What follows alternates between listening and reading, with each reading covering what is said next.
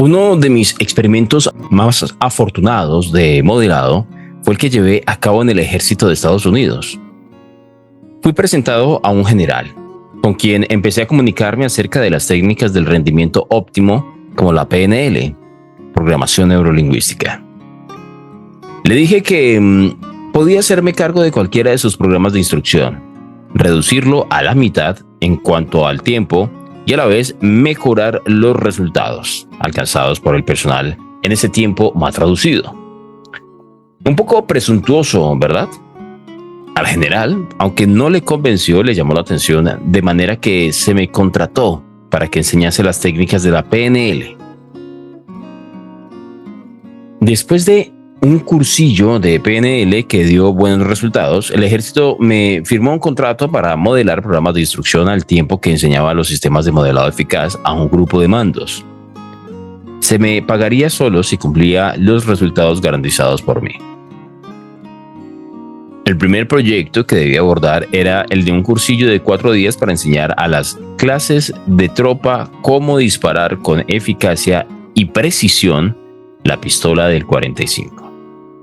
Según las estadísticas, solo un 70% de los soldados que se apuntaban a este cursillo alcanzaban luego una puntuación suficiente, y se le había dicho al general que aquello era lo mejor que se podía conseguir. Llegado a este punto, empecé a preguntarme si no me habría metido en un lío demasiado grande para mí.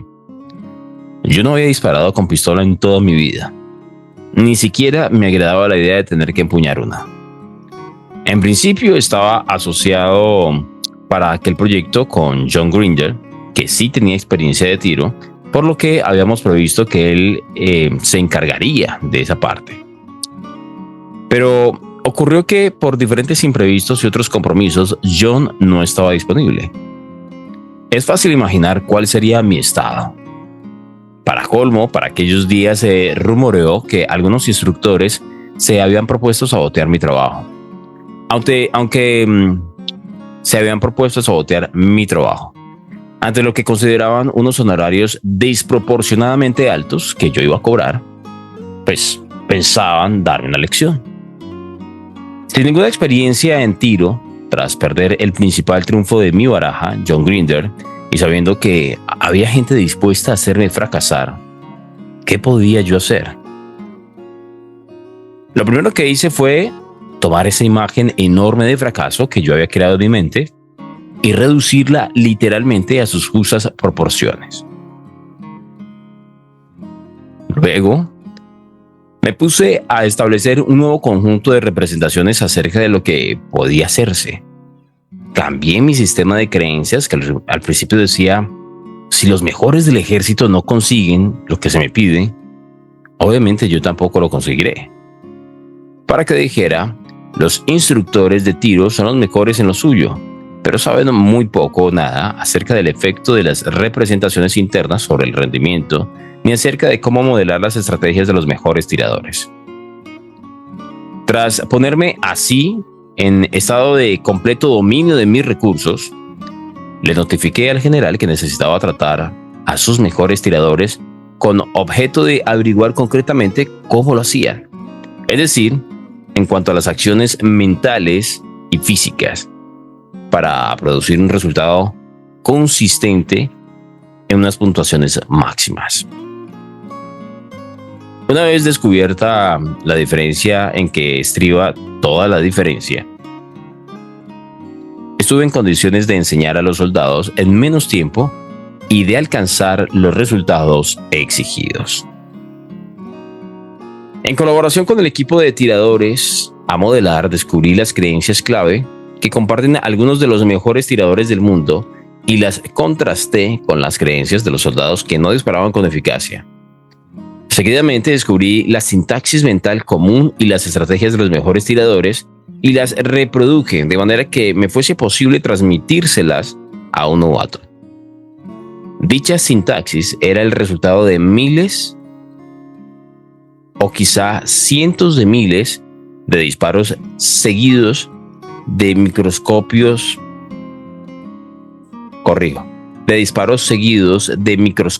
reajustes de las técnicas de tiro. Luego modelé los componentes clave de su fisiología. Tras haber descubierto cuál era la estrategia óptima para producir ese resultado que se llama un buen ejercicio de tiro, diseñé un curso de 1 día y medio para tiradores novatos. El resultado, tras un ensayo de menos de 2 días, el 100% superó la puntuación mínima y la proporción de los que lograron la calificación más elevada, tirador experto, triplicó la conseguida en los cursos normales de 4 días. Al enseñar a aquellos novatos cómo enviar a sus cerebros las mismas señales que envían los expertos, los convertía en tiradores de primera, invirtiendo para ello menos de la mitad del tiempo. Luego tomé a los hombres que me habían servido de modelo, los mejores tiradores del país, y les enseñé cómo mejorar sus estrategias. Con el resultado de que 1 hora más tarde uno de ellos hizo su mejor puntuación desde hacía 6 meses. Otro superó su propio récord en competición y el entrenador devolvió así el favor recibido. En su comunicado, el general, el coronel instructor, dijo que había sido el primer progreso auténtico realizado en la instrucción de tiro con pistola desde la Primera Guerra Mundial. Lo que interesa destacar aquí es que incluso, aunque tenga usted poca información de partida, e incluso en las circunstancias más adversas, si dispone de un modelo de excelencia en cuanto a la producción de un resultado, puede descubrir concretamente lo que hace el modelo y copiarlo, logrando así resultados similares en un lapso de tiempo mucho más breve de lo que antes hubiera creído posible. Veamos una estrategia más sencilla y que utilizan muchos atletas para modelar a los mejores de su disciplina. Si usted quisiera modelar a un campeón del esquí, seguramente querría empezar por observar su técnica. Ve. Mientras lo ve, quizás imite los movimientos con su propio cuerpo. C. Hasta sentir que se los ha apropiado. Sí. Si alguna vez ha observado usted con mucha atención a un esquiador, incluso es posible que lo haya hecho involuntariamente. Cuando el esquiador a quien usted observa se dispone a atacar una puerta, usted esboza los movimientos como si fuese usted mismo quien estuviera esquiando. Luego, querría formarse una imagen interna de un descenso de experto. Vi. Habríamos pasado de una experiencia visual externa a otra senestésica externa y luego a una senestésica interna. A continuación formaría usted otra imagen visual interna, esta vez asociada, es decir, que se vería a sí mismo como esquiador. B. Sería como ver una película de sí mismo mientras modela el campeón con la mayor precisión posible. Después de eso, pasaría a fundirse con esa imagen, es decir, a convertirla en asociada, para experimentar lo que se sentiría efectuar aquella misma acción, exactamente como lo haría el atleta experto, sí. Y lo repetiría tantas veces como fuese necesario hasta sentirse cómodo haciéndolo. De esa manera se habría proporcionado a sí mismo la estrategia neurológica concreta que le pondría en condiciones de actuar y rendir a nivel óptimo, tras lo cual pasaría a ensayarlo en el mundo real. C. Podría esquematizarse la sintaxis de esa estrategia como B, C, C, V, V, C, C. Pero eso no es más que una de las 100 maneras en que se puede modelar a otro. Recuerde que hay muchos caminos para producir resultados sin que se pueda decir que sean buenos o malos, sino únicamente eficaces o ineficaces, en función de si se obtiene lo deseado.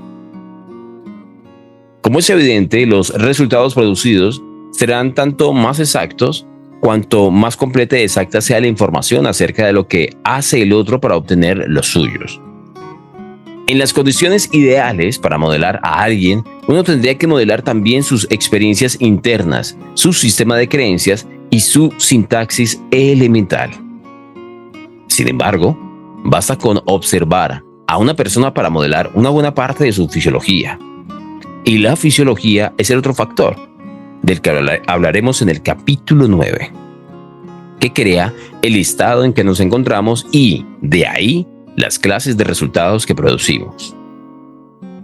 Uno de los sectores básicos en donde el entendimiento correcto de las estrategias y de la sintaxis puede suponer una diferencia importante es el de la enseñanza y del aprendizaje. ¿A qué se debe que algunos niños sean incapaces de aprender? Estoy convencido de que hay dos razones principales para ello. En primer lugar, porque a menudo desconocemos cuál es la estrategia más eficaz para enseñarle a alguien un contenido determinado. En segundo lugar, porque los maestros rara vez tienen una idea precisa de las diferencias que hay entre los niños a la hora de aprender.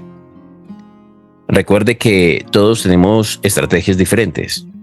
Si no se conoce la estrategia de aprendizaje de un individuo, va a ser muy difícil tratar de enseñarle algo. Algunos alumnos, por ejemplo, tienen grandes dificultades con la ortografía. ¿Significa eso que son menos inteligentes que los que escriben sin faltas? No. Llegar a dominar la ortografía quizá tenga mucho que ver con la sintaxis mental, es decir, con nuestro modo de organizar, registrar y recuperar la información en un contexto dado. El que uno sea capaz de producir resultados coherentes o no, sencillamente es cuestión de que su sintaxis mental actual favorezca o no a la ejecución de la tarea que le exige a su cerebro.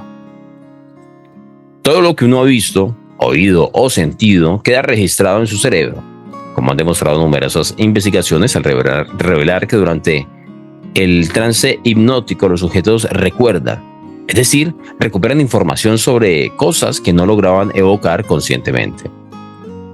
Si usted no consigue deletrear las palabras correctamente, el problema radica en el modo en que se representan las palabras a sí mismo. Por tanto, ¿cuál será la mejor estrategia para deletrear bien? Ciertamente no la senestésica, ya que una palabra difícilmente puede tocarse, ni tampoco la auditiva, pues sabemos que la pronunciación de una palabra muchas veces no permite distinguir inequívocamente cómo se escribe. Entonces, ¿qué se necesita para deletrear bien? La facultad de registrar caracteres visuales externos con arreglo a una sintaxis determinada. Para aprender a deletrear hay que formarse una imagen visual a la que se pueda acceder con facilidad en todo momento. Tomemos la palabra Albuquerque. La mejor manera de aprender a deletrearla no es la que consiste en repetirse una y otra vez las letras que la forman, sino que debe grabarse como una imagen en la mente. En el próximo capítulo veremos cómo las diferentes personas acceden a diferentes partes de su cerebro. Bandler y Grinder, los fundadores de la PNL en programación neurolingüística, descubrieron, por ejemplo, que el lugar hacia donde movemos los ojos determina la parte de nuestro sistema nervioso a la que accedemos con más facilidad. En el capítulo siguiente estudiaremos con más detalle estas pistas de acceso. De momento, adelantemos que muchas personas recuerdan mejor las imágenes visuales cuando desplazan la mirada hacia arriba y hacia su izquierda. En este caso, el mejor sistema para aprender a deletrear Albuquerque consistiría en situar la palabra arriba y a la izquierda de usted y formarse una imagen visual clara de ella. Vamos a dejar hasta ahí, a las 7:16 minutos, y marcamos aquí. Este es nuestro siguiente punto de partida.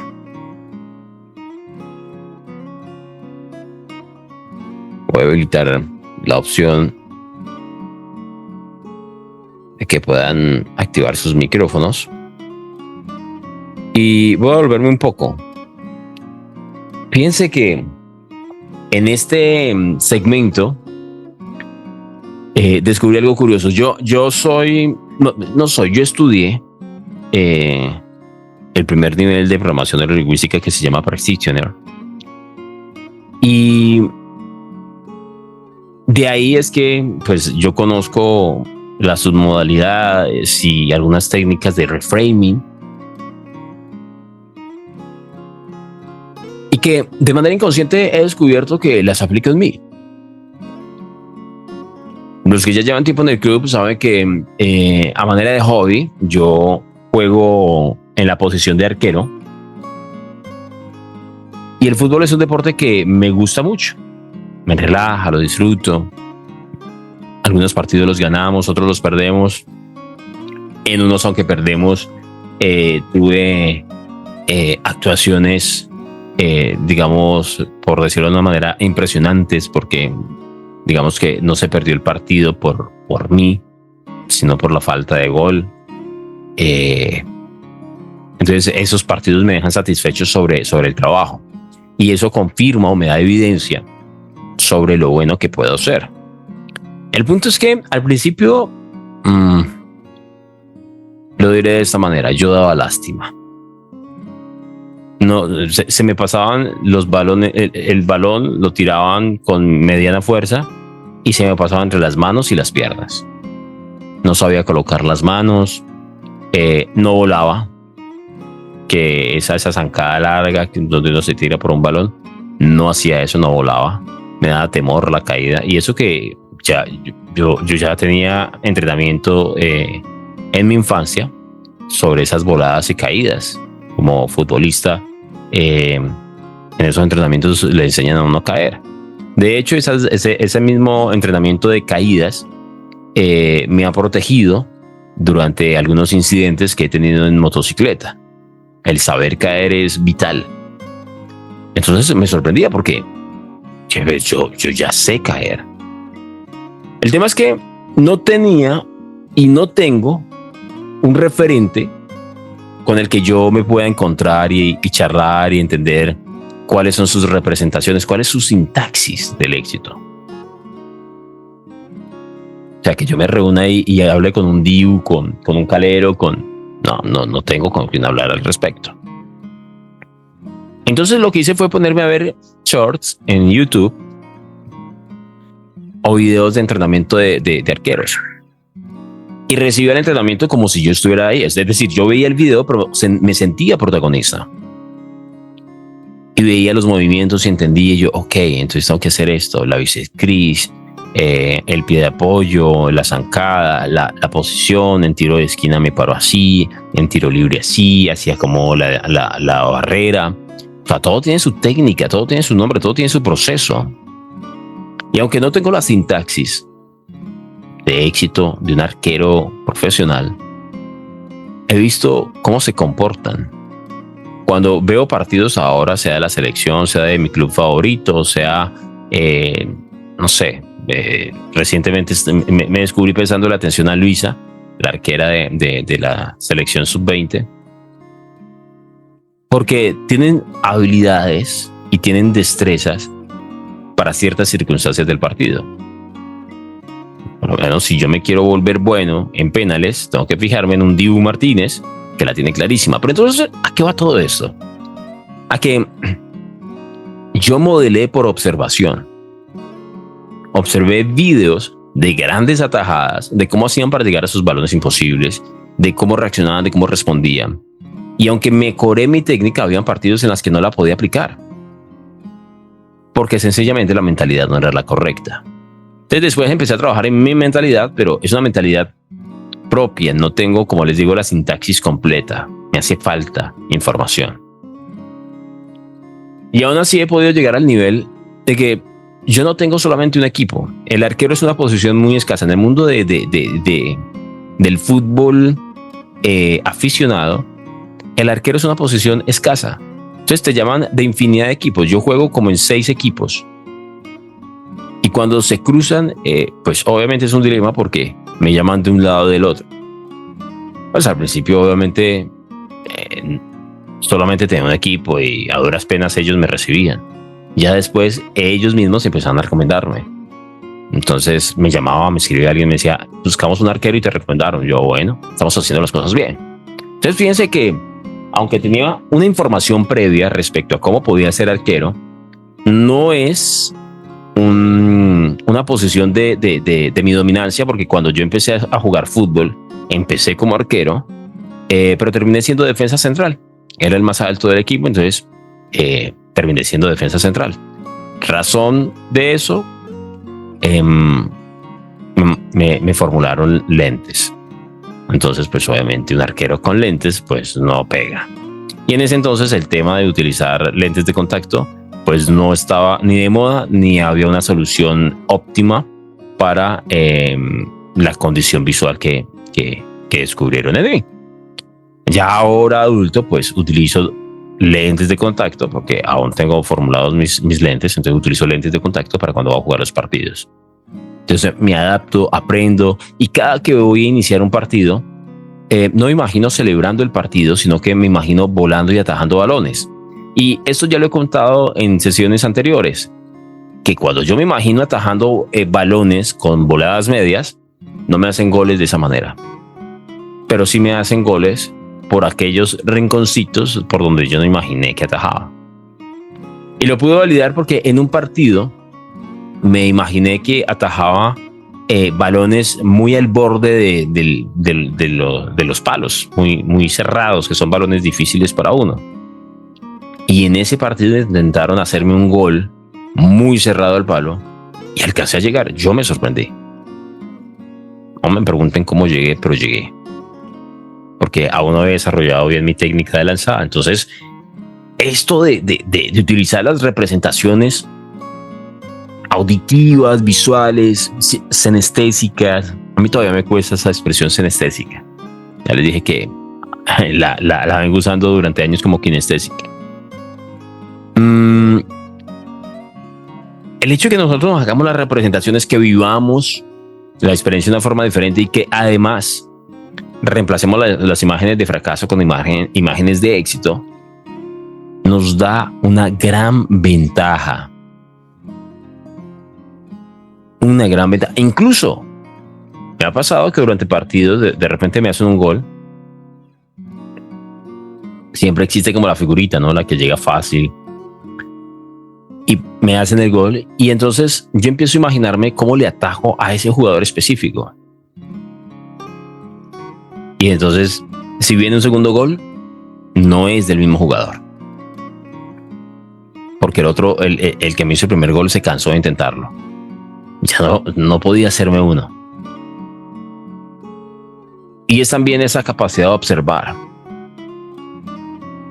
Se le llamamos predecir.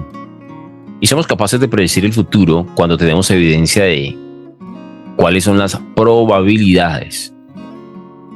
Si está tan cerca, ¿qué tan probable es que este jugador eleve el balón por encima? Si está tan lejos, ¿qué tan probabilidad es que chute? Y todas esas reflexiones. Así que hay mucho que pensar en fracción de segundos.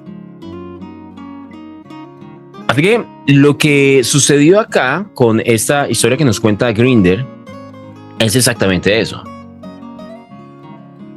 Él tomó información de gente que ya lo hacía muy bien y la mapeó para después poder calcarla en personas que necesitaban hacerlo bien. Y el resultado fue que el 100% alcanzó la nota mínima y otros la superaron. Y estamos hablando que el 70% apenas si lograba la calificación, pues, de aprobación. O sea que me atrevería a pensar que hubo una mejora de más del 30% por aquello de que hay personas que superaron sus marcas.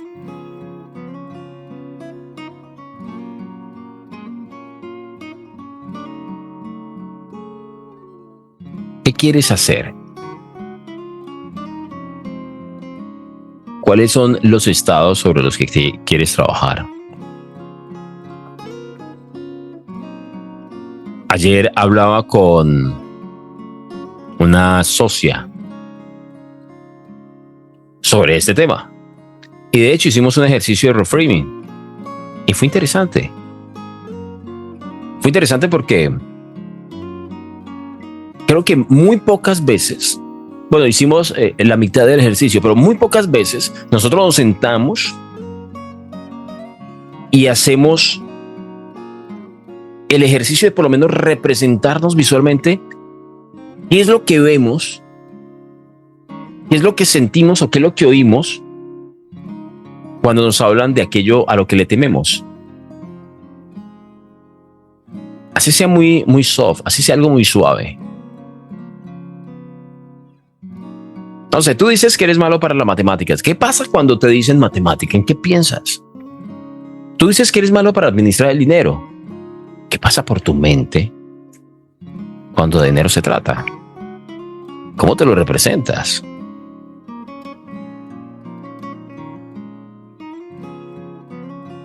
Si prestamos atención a esos detalles, y fíjense que eso va muy alineado con los que vienen conmigo en el club, con los libros anteriores, cuando leemos Hábitos Atómicos, yo les decía, el primer paso es ser consciente.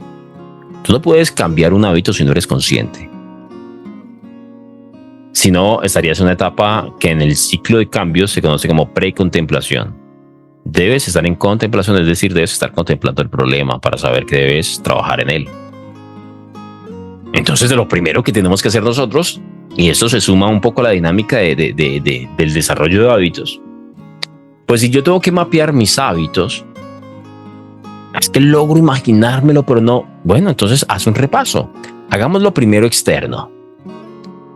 Ahí está la bitácora de hábitos. Los que la compraron, ojalá la estén aprovechando. Tú tomas la bitácora y empiezas a tomar nota de tus comportamientos.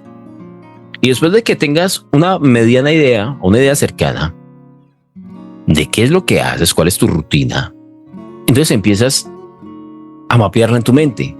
Empiezas a recrear esa representación que puede o no ser visual, puede ser simplemente auditiva.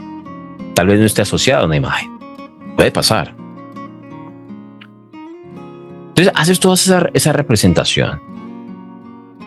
Y después de que ya la tienes clara, que ya sabes cómo te lo representas, dices, con razón.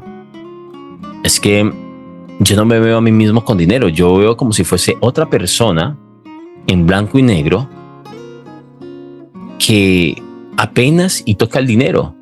El dinero pasa por un lado.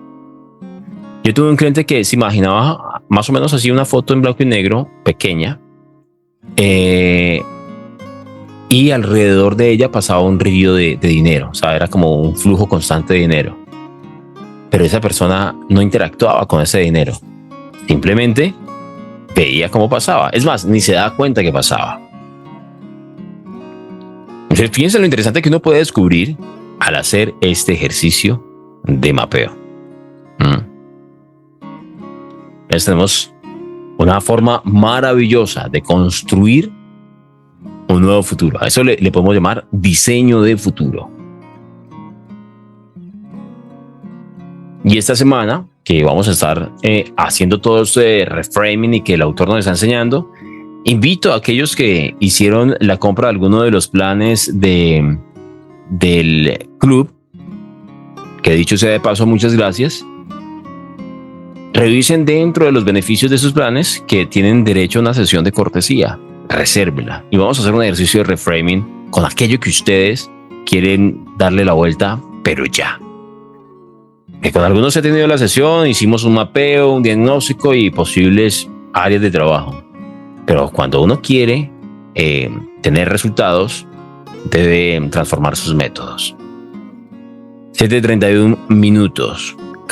Paola Guerrero, Cristian Cárdenas, Edwin, Liz, Luz Ángela, Marcela Borges, Mauricio Díaz, Nelson Swan, qué gusto verte por acá, Rosita, Rosy, vea, faltó Rosa para que las acompañara acá, Rosita y Rosy. Muchas gracias a todos ustedes por ser, estar y pertenecer a este maravilloso club.